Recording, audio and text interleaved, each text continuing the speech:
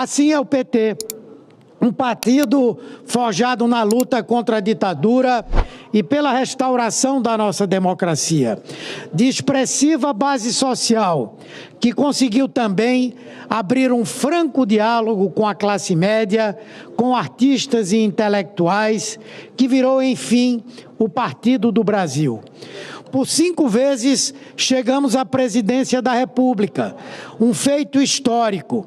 O presidente Lula sendo o único neste país a ser 3 vezes eleito para o cargo, a última delas em 2022, e ter sido capaz de derrotar uma articulação golpista que atentou contra o Estado de Direito e pretendeu derrubar a democracia com plano até mesmo de sequestro e assassinato de autoridades. Fomos o partido que criou o Bolsa Família, libertou mais de 36 milhões de pessoas da extrema pobreza, promoveu a ascensão social de outros 42 milhões, que retirou o Brasil do mapa da fome, que criou mais de 20 milhões de empregos com carteira assinada, que mais construiu universidades e institutos federais em 500 anos de Brasil. Somos o partido que criou o SAMU, a farmácia popular, o Brasil Sorridente, o Mais Médicos, o Minha Casa Minha Vida, o FIES, o ProUni, o Enem, o SISU, e que está legando ao país novas conquistas, como mais especialidades e o pé de meia, para citar somente alguns dos programas que entraram na vida cotidiana dos brasileiros. Hoje, nós, forjados na luta democrática, seguimos vigilantes na defesa dessa mesma democracia que, havia anos, não era tão ameaçada como atualmente está pelo avanço de uma extrema-direita fascista. Uma extrema-direita que nada constrói, que se propõe a destruir conquistas sociais históricas, como fez durante 4 anos no Brasil, no governo passado, e tentou se perpetuar por meio da aniquilação da democracia, do Estado de Direito, por meio da anulação de eleições diretas e do impedimento de que o presidente eleito assumisse o cargo. Um minuto, presidente. Uma extrema-direita que transita no caos criado por discursos de ódio, por fake news, por desinformação, que se difunde em escala exponencial por meio das redes sociais, lastreada que é pelos interesses político-econômicos dos tecnocratas por trás das Big Techs. É inquestionável que o PT, como de resto todo o campo progressista no Brasil e no mundo, ainda se encontra atrás nessa disputa, buscando combater narrativas falsas e fantasiosas, enquanto luta para restabelecer a verdade. É uma guerra sem paridade de armas, porque ao tempo em que trabalhamos com ética, eles usam mentiras e teorias conspiratórias. Mas estamos avançando, especialmente com uma população cada vez mais alerta às manipulações criminosas em que tem sido enredada para servir aos propósitos espúrios da extrema-direita, que mente e confunde, que usa a própria expressão das pessoas para iludi-las, enganá-las e roubá-las. Há um longo e desafiador caminho pela frente. São muitos os desafios que, evidentemente, não serão todos encampados por mim nesta manifestação em que terei a honra de conduzir o PT, especialmente porque os próximos 4 meses serão de muito trabalho interno para a viabilização das nossas eleições diretas. Então, quero, senhor presidente, poder, neste período, na presidência nacional do PT, trabalhar para fortalecê-lo politicamente, contribuir vivamente com o governo do presidente Lula e fazer do nosso partido um flanco combativo e de ampla difusão das pautas que interessam ao Brasil. Muito obrigado pela tolerância, senhor presidente. Hoje saiu essa matéria nos jornais e faço questão que todos vejam, dizendo o seguinte: STF rejeita por unanimidade novo recurso de Marcos Duval, do Senado Federal, e mantém o bloqueio do passaporte diplomático. O Supremo Tribunal Federal rejeitou mais um recurso do senador Marcos Duval, do Senado Federal, não é da pessoa do Marcos Duval. Quem fez o recurso é o setor responsável em defender os senadores. Contra a decisão do ministro Alexandre de Moraes, que determinou a apreensão do seu passaporte. Venha, ministro, pegar meu passaporte. Suspender coisa de covarde. Venha aqui e pegue comigo, na minha mão. Está aqui. Nós, parlamentares, bora! Que prostração é essa? Que covardia é essa? Medo de 11? Nós somos em mais de quase 600 no Congresso, com medinho de 11. Eu não tenho medo. Vocês violaram, fiz a denúncia para um órgão internacional, para um americano que tem a permissão de fazer o julgamento de vocês lá nos Estados Unidos. Aviso a você, ministro Alexandre de Moraes, e a todos vocês que subscreveram uma ilegalidade. Eu não tenho medo de vocês. Inclusive, me impediu de estar aqui falando. Eu não vou abrir mão, porque eu vou seguir o que está na Constituição e não o que está sendo decidido por uma corte política e perseguindo a oposição. Pelo amor de Deus, vocês não vão acordar, não. Tem já um requerimento para pautar, que vocês, 42 senadores corajosos, assinaram. É só Davi pautar e for lido. Acabou!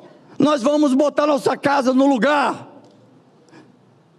Que covardia é essa? Eu não posso acreditar que nós temos 81 senadores covardes, cagões, de 4 com a calça baixada. Pela ordem, presidente. Pela ordem, senador Marcos Duval. Só para saber qual a posição do meu pedido de requerimento, se é possível ser pautado ainda hoje, que o requerimento garante o artigo 53 da Constituição. Senador Marcos Duval, eu consultei a Secretaria da Mesa, a Advocacia do Senado, e eles compreendem que não tem pertinência jurídica o requerimento apresentado por Vossa Excelência com a assinatura dos senadores, cobrando que o plenário deliberasse o requerimento. Como eu estou ouvindo a Advocacia do Senado, a Consultoria do Senado sobre esse requerimento, eu não tenho como me manifestar em relação a uma resposta concreta a Vossa Excelência, mas eu estou cobrando da Advocacia, da Consultoria do Senado, da Secretaria-Geral da Mesa, que encaminhe uma resposta sobre o requerimento de Vossa Excelência para que eu possa lhe dar uma resposta confiável em relação à propositura feita por Vossa Excelência. Gostaria de pedir a atenção do plenário para o informe desta presidência enquanto presidente do Congresso Nacional. Vossas Excelências, notadamente, têm acompanhado nos últimos dias um debate intenso em relação aos questionamentos feitos pelo Poder Judiciário, em especial pelo Supremo Tribunal Federal, no âmbito da DPF número 854, tratando das questões relacionadas ao orçamento brasileiro.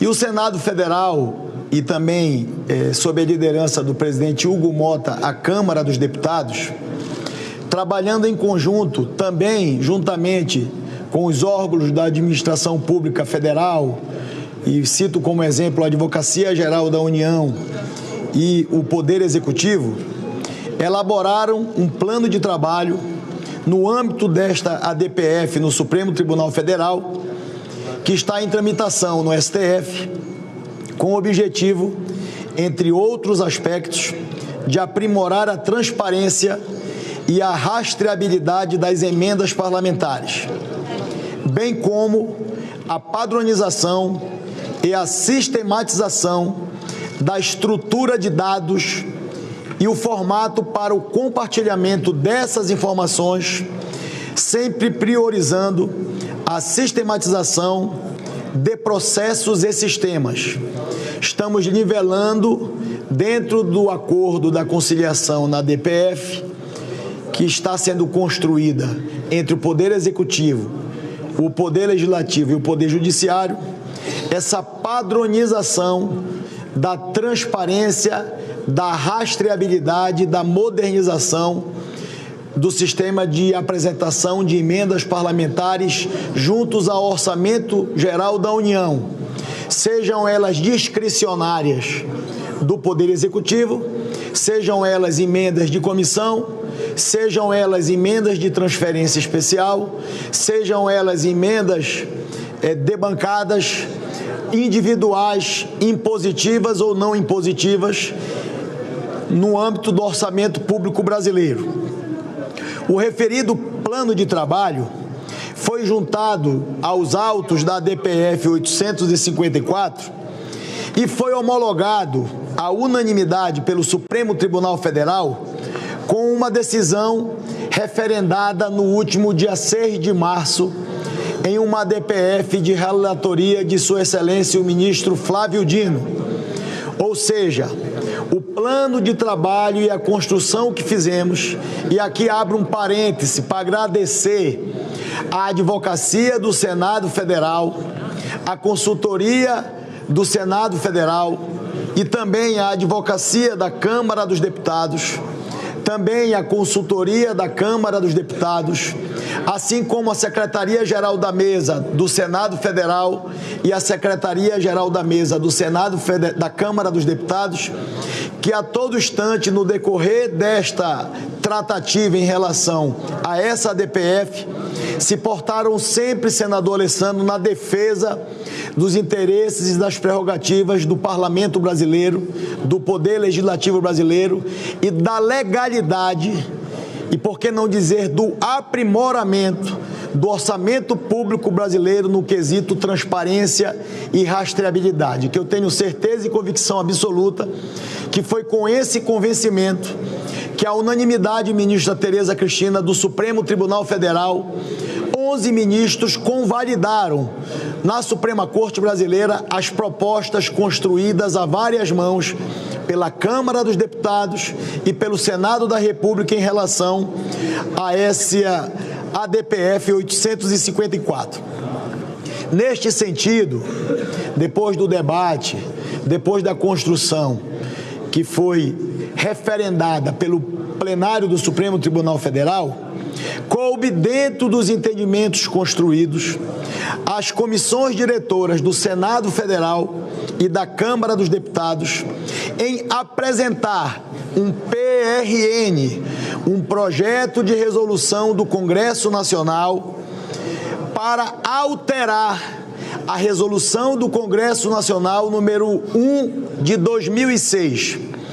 E é um aprimoramento longo e extenso em uma resolução que tem aí datado algo em torno de 25 anos de existência e que nós estamos tentando, da melhor maneira possível, 20 anos de existência, aprimorar e ajustar com a transparência e com a seriedade do ponto de vista do Parlamento brasileiro, em termos de um orçamento público mais transparente e com a possibilidade da rastreabilidade pela sociedade brasileira.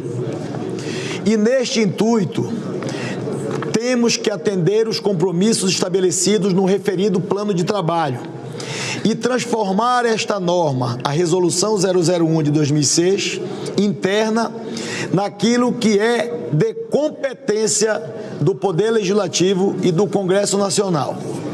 Desta forma, eu gostaria de informar, para que a gente possa cumprir o que está estabelecido no entendimento da conciliação, eu estou convocando hoje, para quinta-feira, uma sessão do Congresso Nacional, às 10 horas da manhã do dia 13, já combinada também com o presidente da Câmara dos Deputados, que cancelou para cumprirmos o acordo com o Poder Judiciário e com o Poder Executivo, cancelou as sessões deliberativas da Câmara dos Deputados para quinta, 10 horas da manhã, para que nós pudéssemos ocupar o plenário da Câmara para nessa construção a várias mãos podermos cumprir o que colocamos na conciliação e na modernização da resolução do ponto de vista do âmbito do poder legislativo.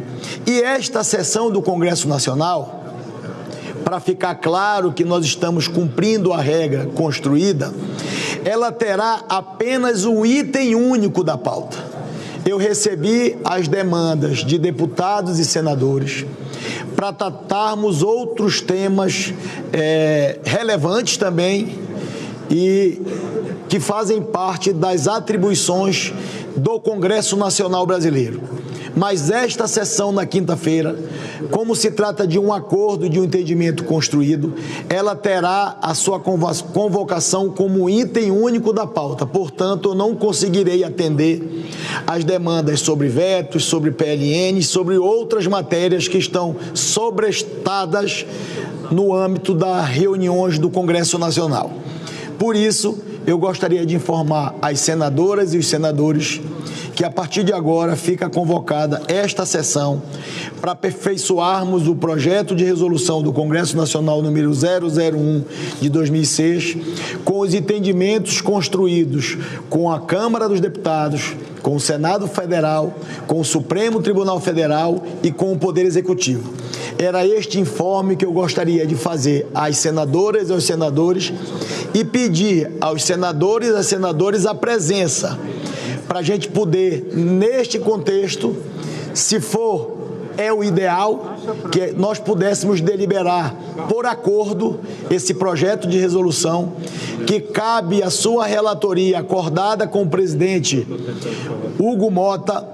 Eu designei o primeiro vice-presidente do Senado Federal, o senador Eduardo Gomes, para relatar esse projeto de resolução. O senador Eduardo Gomes tem uma experiência no quesito orçamento público brasileiro. O líder e presidente da Câmara, deputado Hugo Mota, não fez nenhuma objeção, já que o senador Eduardo Gomes detém toda a capacidade adequada, lideroto, de nos liderar na construção desse relatório, e ele será o relator do item único da sessão do Congresso Nacional na próxima quinta-feira, às 10 horas da manhã.